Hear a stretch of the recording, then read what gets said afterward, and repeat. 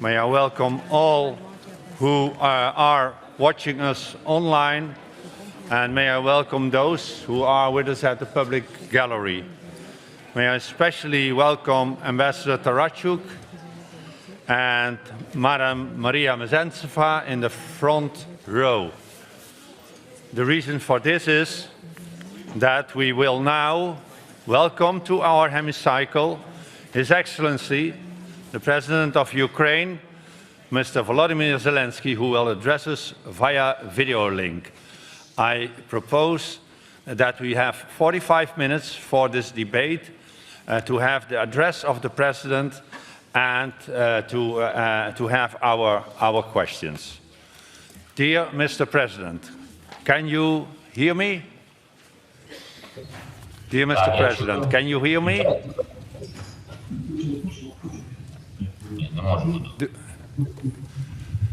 Okay. You can hear me, Mr. President? Yes? You can hear me? Okay. Thank you very much. Dear Mr. President, may I thank you that you are able to join us today.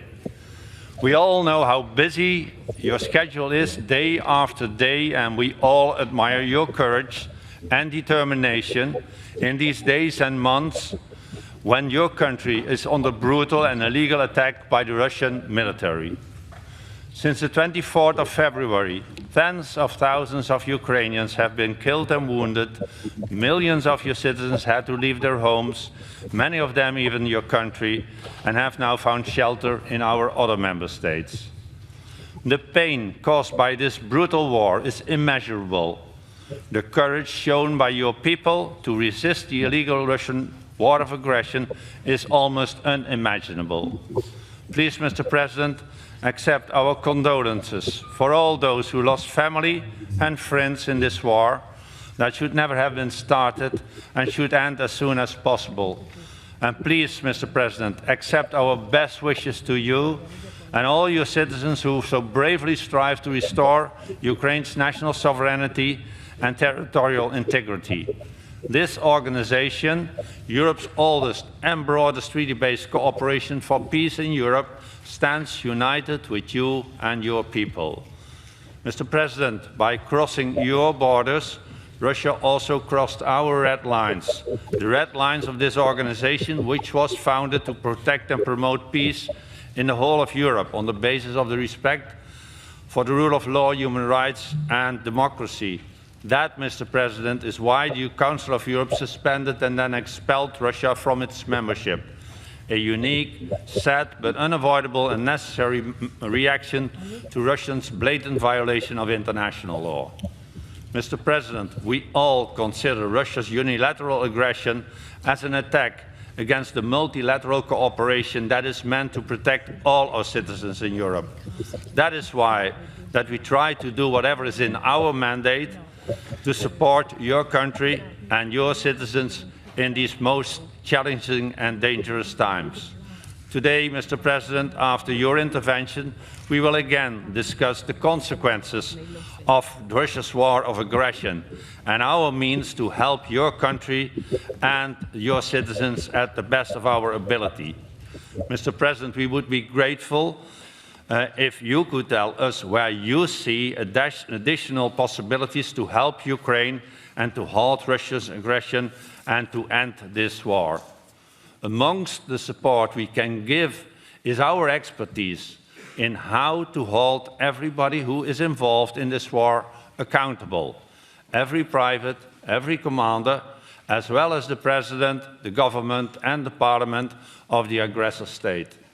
It is our obligation, Mr. President, we believe, to help you so that nobody will escape responsibility. We are helping to create a system of international justice in cooperation with many others, including the International Criminal Court and the United Nations.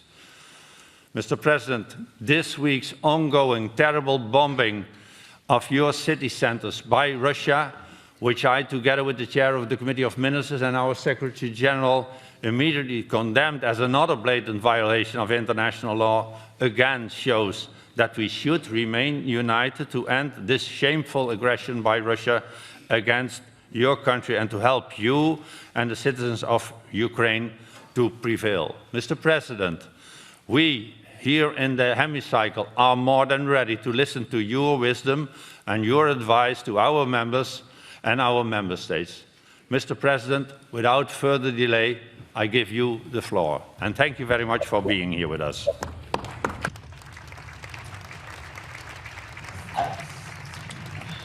Дуже дякую. Дякую за підтримку і за такі глибокі слова. Дуже зрозумілі, важливі слова і меседжі від вас. Шановний пане президенте, шановна пані генеральний секретар, шановні пані та панове присутні, шановні європейці, я вдячний за можливість сьогодні звернутися до вас. Цими днями Україна щоранку прокидається з двома запитаннями, що ще стало мішенню російського терору за ніч, і де ще нашим силам вдалося здобути перемогу над цими терористами. І коли я кажу цими днями, я маю на увазі не 2 дні, чи тиждень, не місяць. Російська терористична війна триває проти України вже 232 дні. 232 дні після 8 років війни на Донбасі. Думаю, ви непогано поінформовані про те, що доводиться переживати цими днями українцям. Європейських медіа немає дефіциту інформації щодо конкретних проявів російського терору, щодо конкретного ходу цієї війни.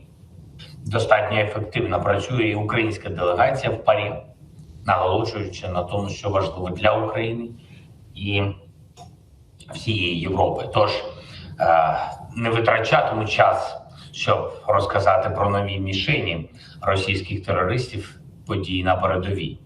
Хочу зосередитись на іншому, на тому, як і коли ми зможемо поставити крапку у цих днях. Коли закінчиться війна, коли настане мир, коли буде відновлена наша територіальна цілісність і спокій на всій українській землі. Пригадую, коли в 2019 році я став президентом України, наша держава переживала дуже непрості відносини з Радою Європи. Тоді відбулось повернення російської делегації до зали ПАРі. Фактично була спроба списання усього, що робила Росія проти України і європейських цінностей, починаючи з 2014 року. Списання під прикриттям розповіді про те, що нібито треба було зберегти діалог з Росією на всіх можливих рівнях. Тоді словом «діалог» маскувалося бажання заплющити очі на реальність.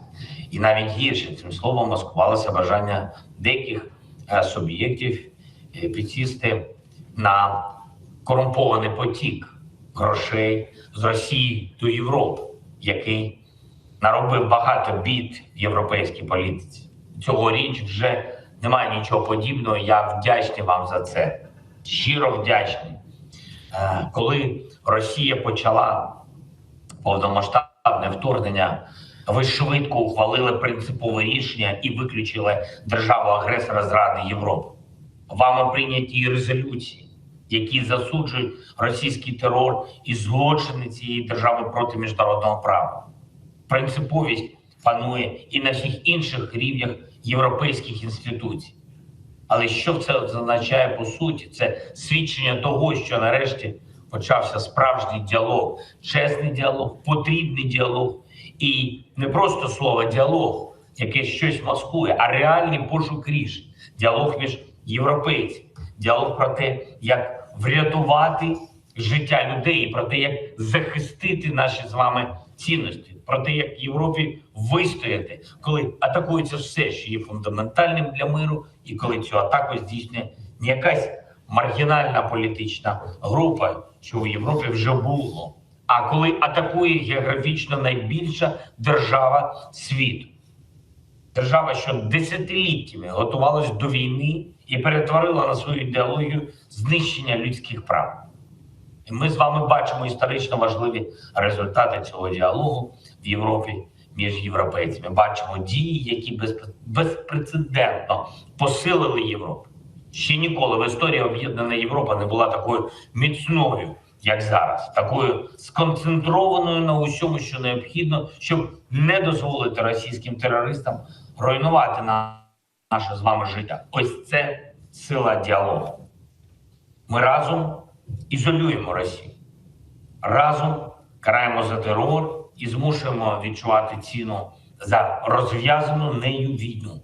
Завдяки нашому діалогу ми маємо вагомі програми підтримки України, оборонної і фінансової, і програми підтримки українців, тих, хто залишив батьківщину, рятуючись від бойових дій. Завдяки нашому діалогу зроблено дуже багато для захисту Європи від російської дуже багато для захисту Європи від російської енергетичної зброї. Те, до чого закликали десятиліттями, стало першочерговим завданням як національних урядів, так і європейських інституцій. І ми маємо продовжувати саме такий діалог. Діалог між нами. Діалог з нашими партнерами у світі. Я прошу вас на всіх рівнях, в політиці, у медіа, у спілкуванні з виборцями захищати надання Україні достатньої кількості сучасних систем протиповітряної та протиракетної оборони. Вже цьогоріч ми маємо захистити наше небо від терору Росії. І якщо це буде зроблено, це буде фундаментальний крок, щоб вже найближчим часом закінчити і всю війну. Маємо продовжувати наш діалог, щоб ще більше скоротити можливості Росії фінансувати війну. Зокрема, життєво необхідно позбавити державу-агресора прибутків від експорту нафти і газу. Росія має побачити нуль на рахунках, щоб задуматись про користь миру. Саме таким має бути сенс санкційних пакетів ЄС. Маємо продовжувати наш діалог, щоб нарешті знайти, як змусити Росію виконати вимогу МАГАТЕ і без перебільшення усього людства. Тобто забезпечити демілітаризацію Запорізької атомної станції. Росія повинна не просто вивести звідти військову техніку, а забрати усіх своїх бойовиків. Ми маємо продовжувати наш діалог для того, щоб притягнути і Росію як державу-агресора і кожного з російських вбивців, катів до відповідальності за всі злочини на цій війні, за кожен прояв терору. Коли ці юридичні механізми будуть створені і запрацюють, це стане однією з найпотужніших гарантій довгострокового миру. Пані та панове, шановні європейці, цьогоріч ми побачили, що Росія свідомо відкидає будь-який справжній діалог з нами. Росія хоче говорити тільки мовою терору. І це факт. Цей факт треба визнавати на всіх рівнях – політично, юридично і на полі бою в Україні. І підтримкою наших оборонних спроможностей. Я дякую вам за те, що ПАРЄ може стати першою міжнародною організацією, яка саме так визначає Росію як державу-терорист. Але ми побачили і потужність справжнього діалогу між нами. Діалог про те, як зупинити терор. Як результат, Європа значно сильніша, ніж будь-хто думав. А потенційно наша можливість захищати свободу, верховенство права, людські права, соціальну справедливість ще сильніше, ніж навіть зараз ми про себе самі думаємо.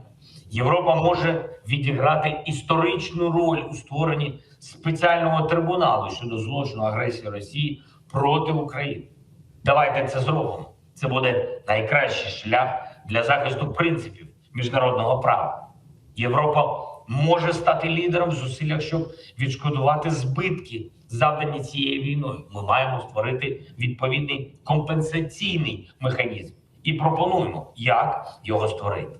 Відповідний проєкт вже підготовлений Україною. Я прошу вас підтримати його і в Європі, і на рівні Генеральної асамблеї ООН. Тим більше, що саме в Європі зосереджена левова частка російських активів як самої держави, так і корупціонерів, і корумпованого бізнесу, що пов'язаний з державою-агресором. Російські активи мають бути направлені на компенсацію збитків від війни. Якщо покласти руку на серце, кожен і кожна з вас прекрасно знають, які елементи мають бути у формулі миру. Всі ви чуєте, навколо чого триває діалог в Україні, в Європі, у світі, щоб закінчити цю війну і повернути мир. Україна запропонувала свій шлях до миру. Це європейський шлях, шлях діалогу і принциповості, шлях імплементації погоджених рішень для захисту України і людяності, і постійного підвищення ціни для агресора за війну, шлях притягнених винних у війні до відповідальності і компенсації збитків. Це шлях до перемоги. Він значно коротше, ніж здається, але тільки за умови, що і діалог заради нього чесний між усіма, хто дійсно цінує свободу, і що цим словом «діалог» не маскується бажання заплющити очі на війну. Я дякую вам за увагу, я дякую вам за велику підтримку. Хай живе Європа, слава Україні!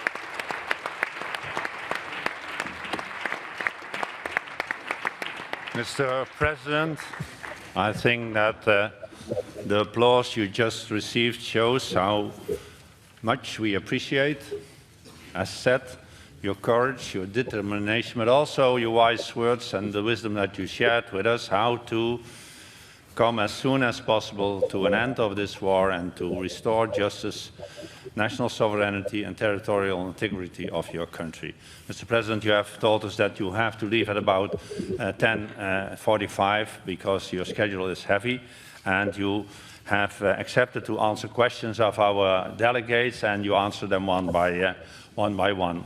We first have 5 questions on behalf of the political groups and then members of national delegations. For the first question, I call Mr. Frank Schwabe. He is from Germany, and he speaks on behalf of the group of the Socialists, Democrats and Greens. Frank, you have 30 seconds.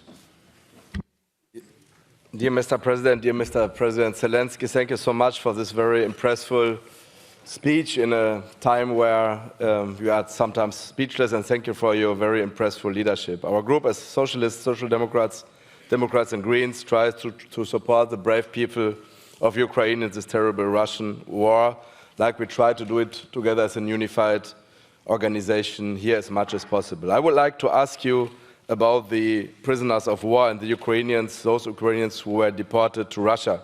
What do you expect from the international community? What do you expect from us in this regard? Slava Ukraini.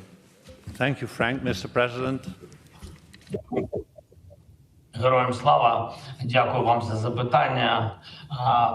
Питання полонених актуальне, пріоритетне гуманітарне питання, особливо після відношення російських військ і політичного керівництва до полонених. Ми бачили в Оленівці, коли було підірвано більше 50 полонених. Тобто це відбувається не за правилами війни, якщо чесно, відношення до них. І тут головне питання – це доступ Червоного Хреста.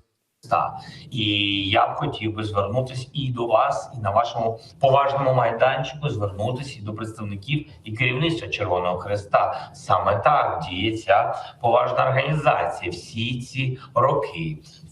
І це продовжується вже з початку окупації нашого Криму і Донбасу. Доступу до полонених наших не було. Червоний Хрест не може туди дійти, доїхати. Тощо це 8 років відбувається. А зараз, коли тисячі наших полонених після повномасштабного вторгнення знаходяться на окупованих частинах Донбасу, і де їх катують, і ми це знаємо, і де їх катують, і що тільки з ними не роблять.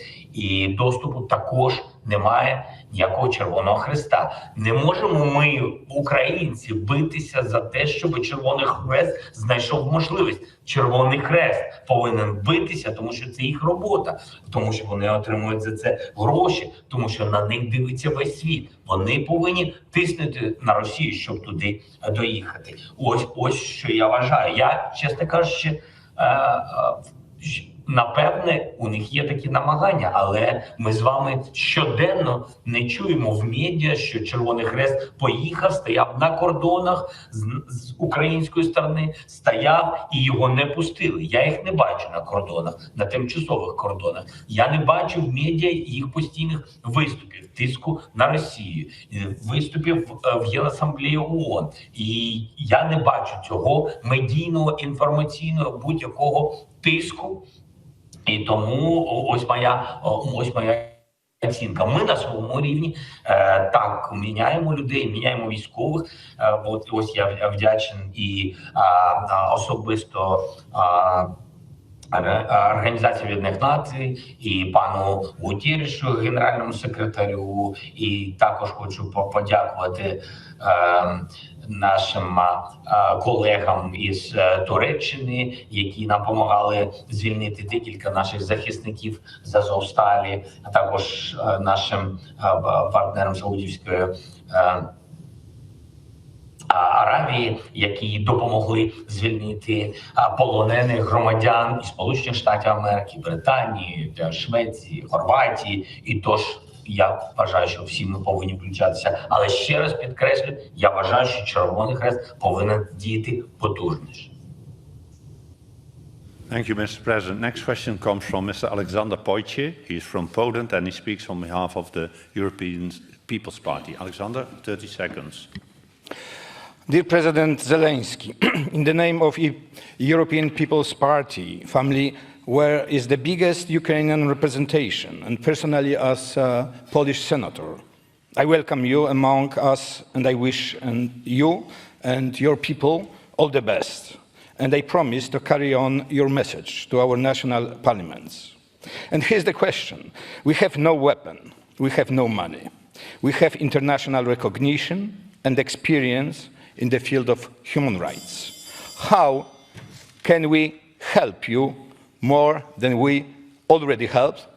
What you expect from us to do? Thank you very much. Thank you, Alexander. Mr. President. Звук пропав від кого від нас? Від колег. Дякую за запитання. Дякую за запитання. По-перше, треба максимально ізолювати дипломатично Російську Федерацію, щоб спільнота в Росії знала і сплачувала високу ціну за цю агресію, щоб суспільство почало тиснути на своє військово-політичне керівництво. І тому максимальна санкційна політика. Те, що ви можете зробити, сьогодні ми говорили, великі, важливі політичні визнання Росії державою спонсором тероризму або державою терористів.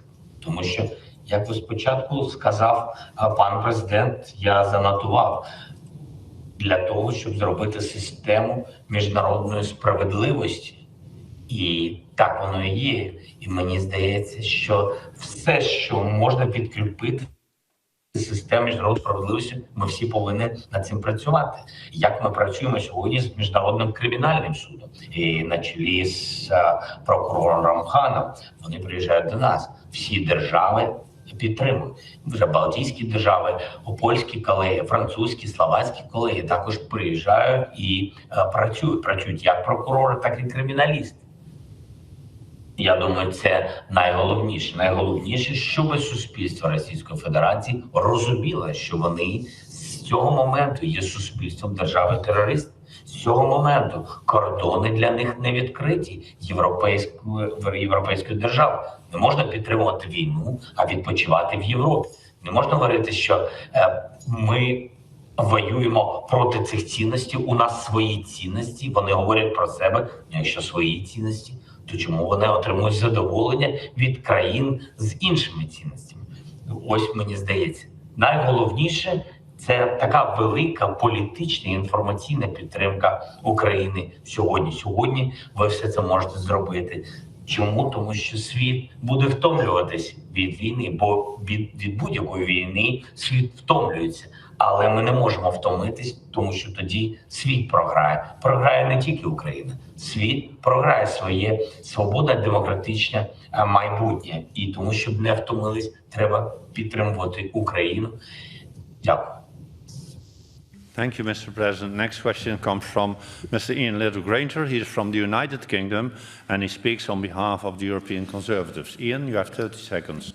Mr. President, can I thank you for allowing your MPs to come here? They're a credit to Ukraine and they're a credit to your parliament. I will tell you, this is the only group that stood against the Russians, my group. Unlike the President and the leader of the Socialist group, we stood solid. But I ask you this. Start denouncing the countries that won't help you. Countries like Germany and others who are refusing you to give you the tools that you need to win this war. Stand up with us and we'll work and win together. Thank you, Ian. Mr. President. Дуже дякую. Я не зрозумів, в чому запитання до мене. Я вам дякую за вашу таку потужну позицію. Я вам реально дуже вдячний. Ви знаєте, історія потужних країн, які б нам могли б більше допомагати, вона має початок ще в 2014 році. Але на сьогодні я повинен зазначити, що Німеччина, наприклад, Німеччина стала більше допомагати Україні. Я дуже розраховую, що виробники протиповітряної оборони, а ми не можемо розкидатись відносинами з такими державами. Їх на сьогодні всього 5 у світі. Потужних виробників протиповітряної, протиракетної оборони. Німеччина одна із них.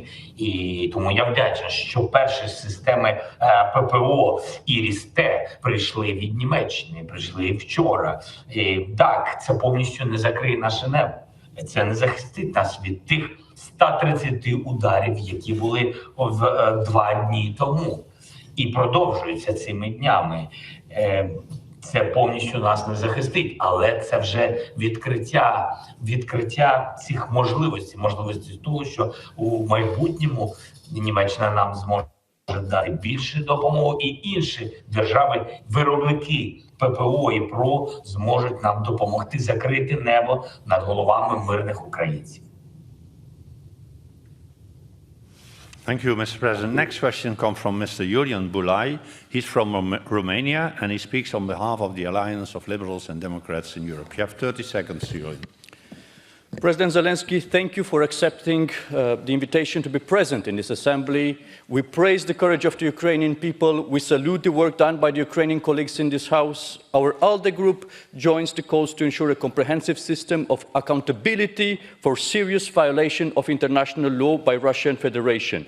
What role can Council of Europe play in the establishment of a special tribunal for the crimes of aggression against Ukraine? Slava Ukraini! Thank you, Julian. Mr. President. Нам обов'язково треба підтримати нашу резолюцію Організації Об'єднаних Націй щодо застосування спеціального трибуналу. Це одна резолюція, що знов-таки повертаємось до системи міжнародної справедливості. Це справедливість притягнути всіх винних. І друге, де б ми могли би також співпрацювати в підтриманні ще однієї резолюції щодо створення механізму відшкодування збитків. Ці дві речі найближчими тижнями, найближчими днями, тижнями для нас це принципові речі. Чому? Тому що так складно сказати в загальному. Я вам наведу конкретний приклад. Я приїжджав в одне з містечок, яке на Харківському напрямку було деокуповано нещодавно. І коли ти бачиш людей, які втратили свого сина, який воював, ти запитуєш цих батьків, сивих людей з дуже з горем в очах, тих завод, що їм потрібно. Їм нічого не потрібно. Їм не потрібно їсти, їм не потрібно пити, їм не потрібні ніякі гроші. Вони самі хочуть відбудувати свою пограбовану хату. Вони просять за сина тільки справедливості, знайти винних. Винні повинні бути притягнуті. Тому створення спеціального трибуналу і засудження всіх винних – це те, що для нас сьогодні є дуже важливим для звичайних українців. Thank you, Mr. President. And last question on behalf of the political groups from Mr. George Katrougalis. He's from Greece, and he speaks on behalf of the Unified European Left. George, you have 30 seconds. Mr. President, on behalf of the European Left, I welcome you and I wish you luck and strength in all your efforts for defending your country. I'd like to ask you, what do you think that it is the role of diplomacy, if any, for ending the Russian aggression and putting an end to the war? Thank you, George. Mr. President. Дуже дякую.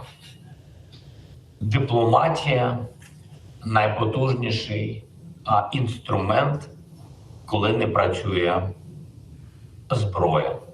Дипломатії сьогодні з Росією не може бути.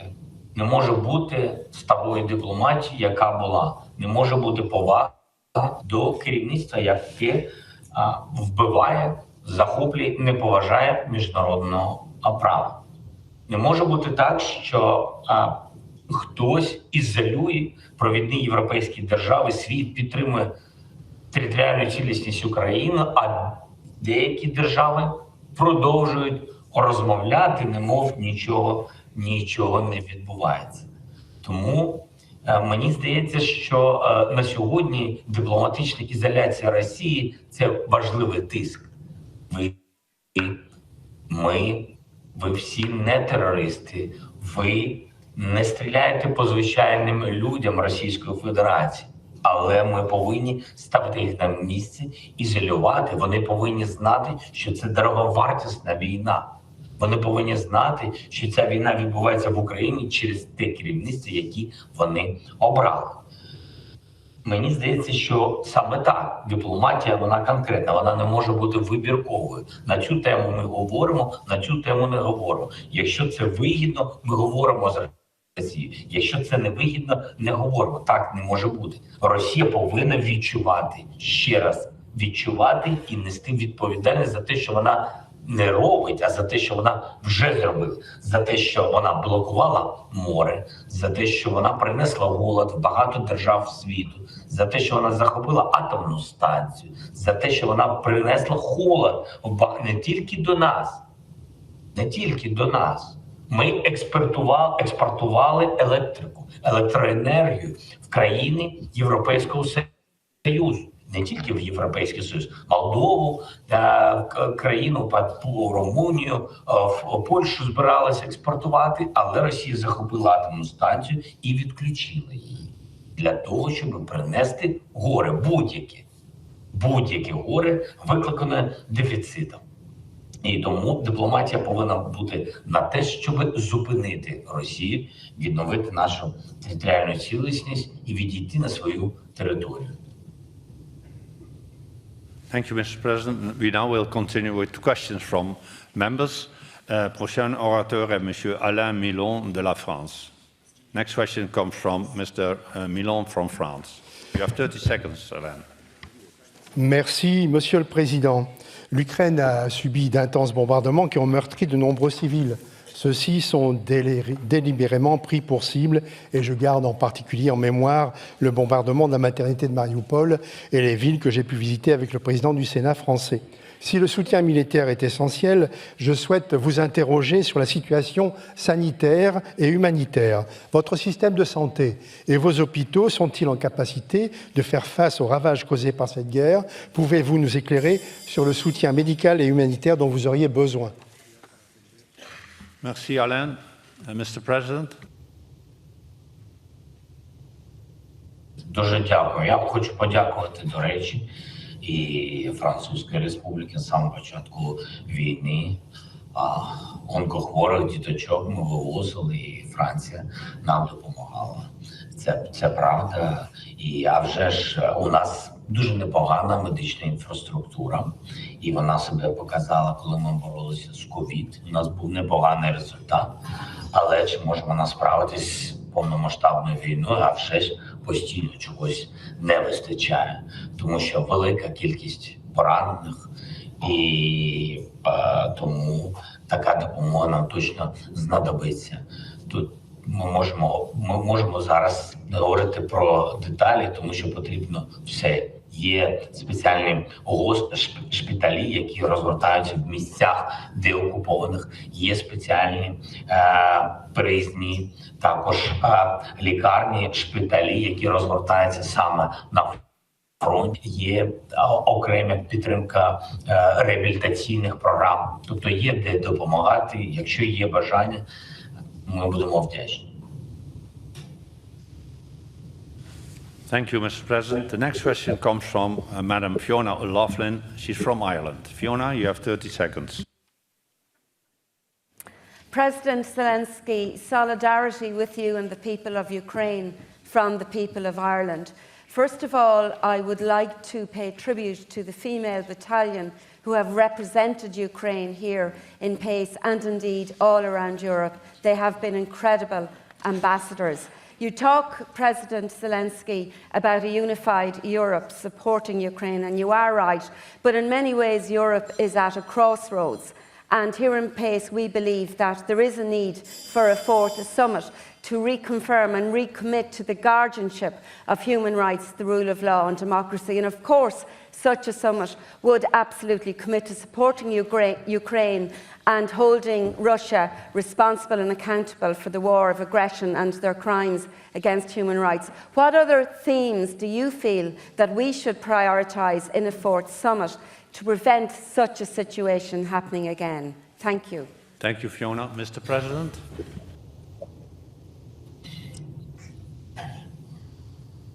Мені здається, в вашому запитанні є відповіді, які можна розбирати детально і говорити годинами. Права людей, права на свободу і право на життя. Ці права – це те, за що ми боремося і за що віддаємо своє життя. І саме я думаю, що ці теми повинні бути на саміті. Але на будь-якому саміті, мені здається, головне – це приймати рішення. Рішення, вони від вас залежать, але від ваших рішень залежить мотивація, як в об'єднанні Європи, так і мотивація для нас в Україні захищати і чути, що ми захищаємо не тільки свою землю, а захищаємо саме всі ці цінності, всі ці права і свободи людей, громадян Європи, громадськості і суспільств з всього світу. Для нас це дуже важливо. Тому рішення, як визнання Росії державою-терористом, це ж не просто слова, це їх визнання, це публічне визнання, це не просто політика, це велика мотивація. Мотивація про те, що ви знаєте, що у нас відбувається, і ви знаєте, за що ми боремось. Такі самі результати повинні приносити, мені здається, будь-який саміт. Інакше це тільки діалог, і тільки слово «діалог». Будь-який діалог повинен закінчуватись результатом. Мені так здається. Дякую. Thank you, Mr. President. The next question comes from Mr. John Howell, and he's from the United Kingdom. John, you have 30 seconds.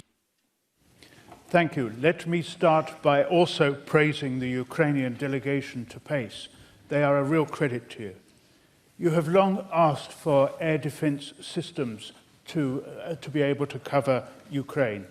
I'm pleased to see that NATO is now moving forward with that. Are you pleased with the progress that is being made, or do you still want more help in this area? Thank you, John. Mr. President. Дуже дякую. Що стосується протиповітряної оборони, у нас є своя протиповітряна оборона. Її замало. Ми боремося з великою державою, великою територіально і великою по обсягу техніки і по обсягу ракет. Ви бачите, з якою кількістю ми боремося. Боремося непогано. 130 ударів крилатих ракет упродовж 2 діб. Застосування десятків дронів камікадзе, дронів шахід іранських і інших дронів. Сьогодні вночі 9 дронів ми збили. 9. Вчора ми збили біля 30. І це просто постійна боротьба. І вона, а вже ж вона виснажує. І тут ми хочемо, щоб у нас була можливість закрити небо. І нам наших спроможностей не вистачає. Німеччина відкрила цю можливість, як я вже сказав, IRIS-T, першу систему вона нам поставила, нам підтвердила свою підтримку насамсами, підтримала Сполучені Штати Америки. Ми дуже хочемо, щоб ця підтримка була в рази більше. Ми очікуємо від Франції і Італії також потужних кроків, де б вони могли б нам допомогти. І тут нема що додати. У нас є 10% того, що нам потрібно, якщо чесно. Thank you, Mr. President. Next question comes from Mr. Emanuelis Singers. He's from Lithuania. Emanuelis, you have 30 seconds.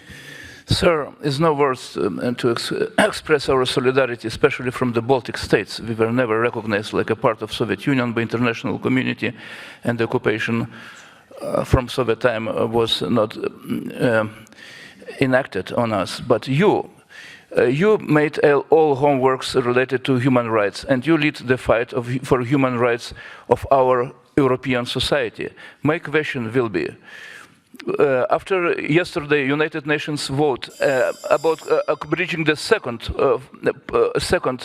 charter point of paragraph of United Nations Charter, how we should react, and what is our next step in United Nations against Russia, against those terrorist regime, against the clique in Kremlin who is now acting against Europe, nationalist states against liberal democracies. Thank you.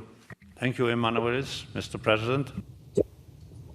Мені здається, ми говорили вчора з нашими дипломатами. Вчора історичний був момент.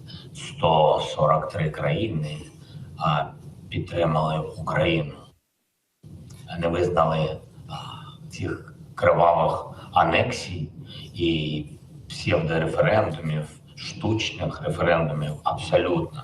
Мені здається, що ця перемога була вчора не України, а саме перемога світового суспільства. Це потужний результат. Потужний результат. І він збільшився з минулого разу. Ця кількість країн, яка визнає Україну і не визнає ту брехню, якою Росія атакує інформаційне поле всього світу. Мені здається, що це дуже важливий крок, потужний крок. І великий програш для Російської Федерації. І такими кроками вона не тільки на полі бою будується перемога, а вона будується в дипломатії, про яку ми сьогодні говорили, на міжнародних платформах, в ПАРЄ, Організація Об'єднаних Націй, саме такими кроками, і а вже ж на полі бою. Тому підтримка потрібна в усіх цих напрямках. І вчора, подивіться, всього 5 країн, які підтримали російську сторону. 5. Тобто майже ніхто не залишається з ними. Це говорить про те, що світ об'єднаний. І це неможливо втратити. Це і є завдання. Thank you, Mr. President. Next question comes from Madam Sunat Evarsdottir, and Suna is from Iceland. You have 30 seconds, Suna. Thank you. Dear Mr. President Zelensky, I had the honor of visiting your beautiful country this summer on a fact-finding mission with the PACE delegation, and I would firstly like to express my strong solidarity for the people of Ukraine. Ensuring accountability and ending impunity for Russian war crimes is a huge but very vital challenge that Ukraine has boldly taken on. I believe it is vital to go above and beyond to ensure that trials for war crimes committed in Ukraine be beyond reproach, so no one can question their fairness or claim any bias by the courts. To this end, Are you and your government considering some form of hybrid trial mechanism, for example, to include international experts in war crimes tribunal in Ukraine? Thank you. Thank you, Suna. Mr. President. По-перше, хочу вам подякувати за те, що ви влітку були в Україні. Коли ми говоримо про політичну підтримку, це дуже важливо приїжджати і дивитись на свої очі, бувати не тільки в столиці, а бувати в тих місцях, які деокуповані, бачити наслідки того, що наробила Росія. Ми відкрита демократична держава, і яка прямує в Європейський Союз, і дякую на цьому шляху допомогу мотиваційну в вигляді кандидатства для України. Цьогоріч це також сильно мотивувало нас, наші Збройні Сили. Ми знаємо, за що ми боремось. Ми відкриті, тому ми готові до роботи будь-яких гібридних варіантів. Будь ласка, якщо ви пропонуєте якісь варіанти, ми держава, яка тільки підтримує ініціативу. Але важливо, щоб все це було не декларативно, а щоб воно спрацювало, щоб був організований міжнародний трибунал. І тут питання не в тому, хто в ньому головне і з якої держави. Головне, щоб це були люди амбітні, налаштовані на результат, професійні люди. Але я в цьому не сумніваюся, що саме так і буде. Thank you, Mr. President. If you allow me, I would have two more questions before we have to finish due to your time restraints. The first question comes from Mr. Damien Cotier. He's from Switzerland. You have the floor. Merci, Monsieur le Président. J'ai eu l'honneur d'être à la tête de la délégation de 10 membres de cette Assemblée qui, comme ça vient d'être mentionné, s'est rendue à Kiev, à Irpin et à Boutcha à la fin juin au nom de l'Assemblée. Et je dois dire que nous avons tous été très choqués par ce que nous avons vu, qui démontre que des crimes de guerre ont été commis et sont encore commis dans votre pays.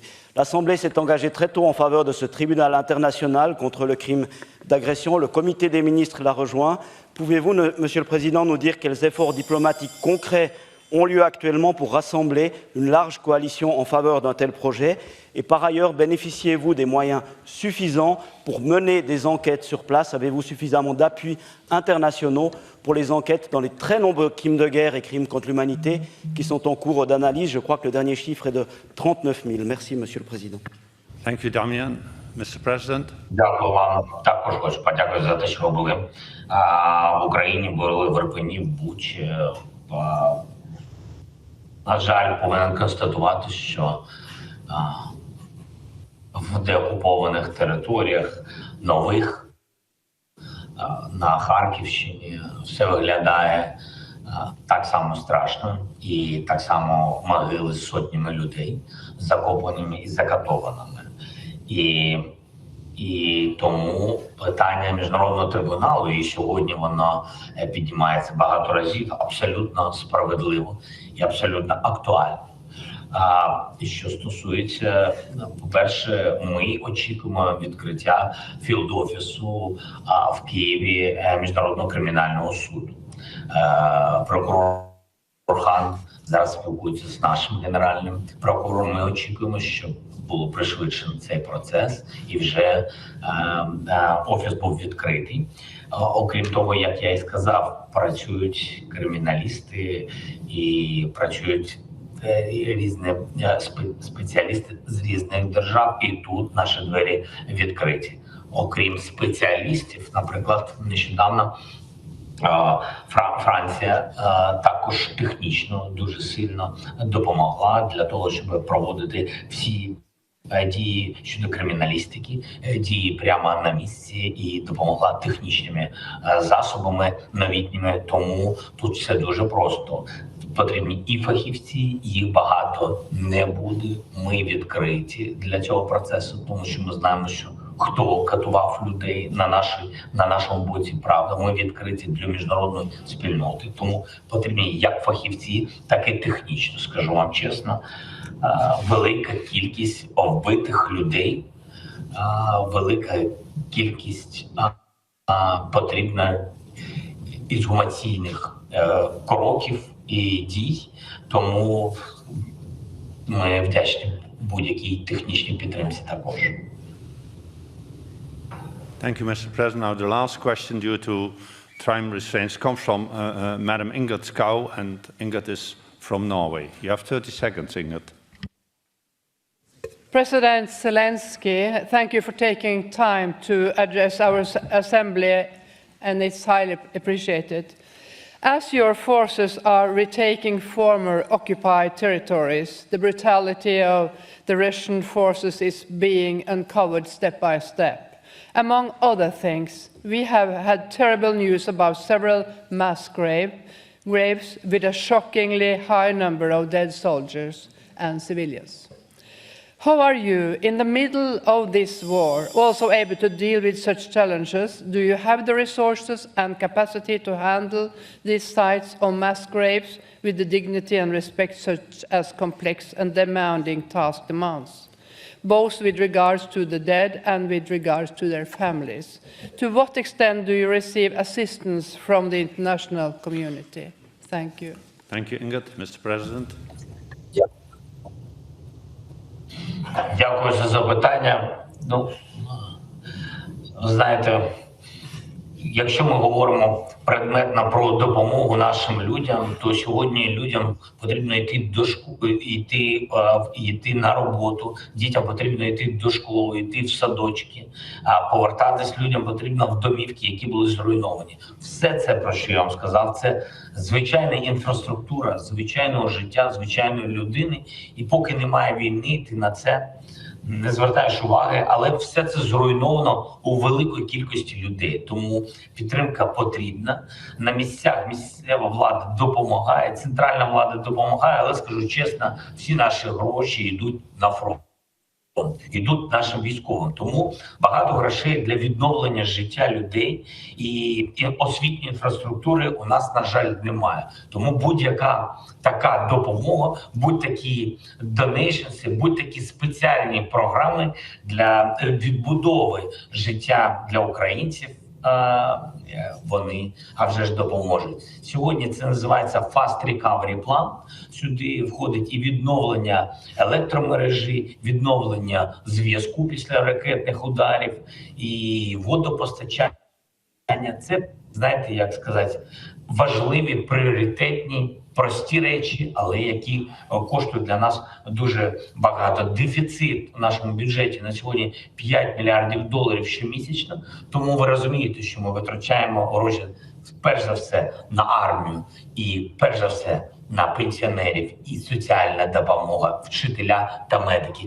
Ось куди йдуть всі наші гроші. Тому на все інше, про що я вам сказав, цього не вистачає. Я не хочу жалітися і не хочу не про що просити. Ми пройдемо цей шлях, але якщо є можливість допомогти чимось, то, будь ласка, в цих сферах гуманітарних ми би були вдячні.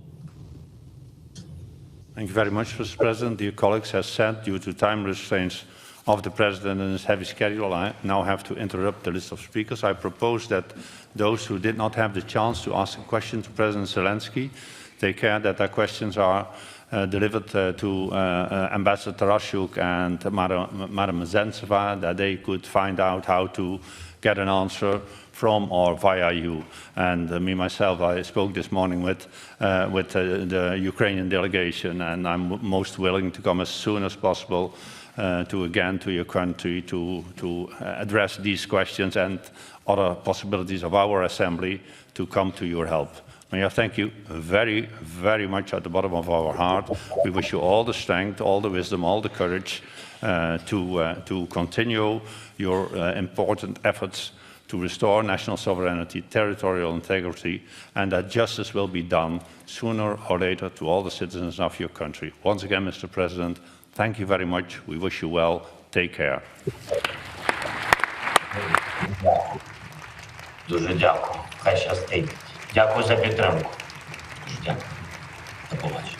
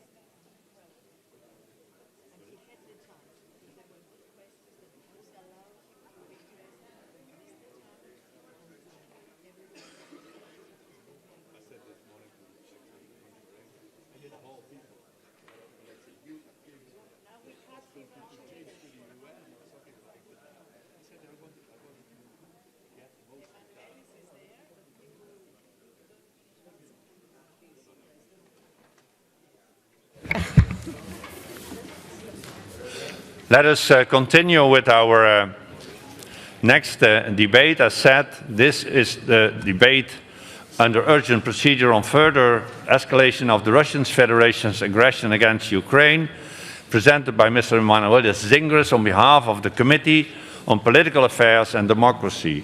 In order to finish by 1, I will interrupt the list of speakers at about 12:35 to allow time for the reply of the vote. And I have to tell you, I will be very strict on the time limits in order to allow as many people as possible to participate. I now first call Mr. Zingers, the rapporteur. Emanuelis, you have 7 minutes now and 5 minutes for reply at the end of the debate. You have the floor, Emanuelis.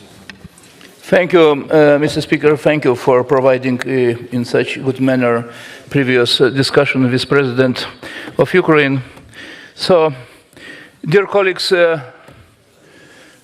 we have an issue here related to the country, democratic country attacked by a nationalist regime, by a regime linked to terrorism and attacked to take their land. That was said yesterday by United Nations, 143 countries, evening time. The Charter from United Nations, the second paragraph of the Charter is crossed and breached by Russian Federation. And just we have a president of Ukraine who is doing, together with the honorable members of parliament of Rada, fantastic homeworks in creating democracy, mature democracy. What is our house about? Democracy. During the bombing, Mr. Cox, during the bombing, they are doing their homeworks, they are voting in favor for Istanbul Convention, they're creating law after law based on our key standards of Council of Europe, become candidate country of European Union. So, member of our Council of Europe, gremium, member of candidate to be European Union, full-pledged member of United Nations, attacked by the regime who tried to take now their territories, actually declaring 4 regions, including Crimea from 2014, that is their territory. Cities are bombed. Just Damian spoke, my colleague and chairman of Human Rights Committee of our Parliamentary Assembly, and he spoke about our visit, our parliamentary visit of our Assembly, to see Bucha, to see the other places of mass murder. It's incredible crimes. So, Mr. President, my mother spent 4 years in Nazi camp, and she told me that I never have an idea that we will be coming to the atrocities underway to the level of Second World War created by those terrible fascist regimes like Hitler and Mussolini. And now we have the nationalist regime based on Ruski Mir attacking our values in Ukraine, our heritage in Ukraine, our European cultural heritage in Ukraine.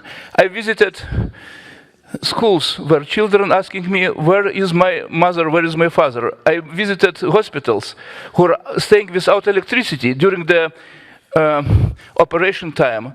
And I saw hundreds of people without legs and out their hands after bombing. How we can find the words, to describe everything what was yesterday discussed in the United Nations and today discussed in our gremium. I would like to encourage all of you today to be serious.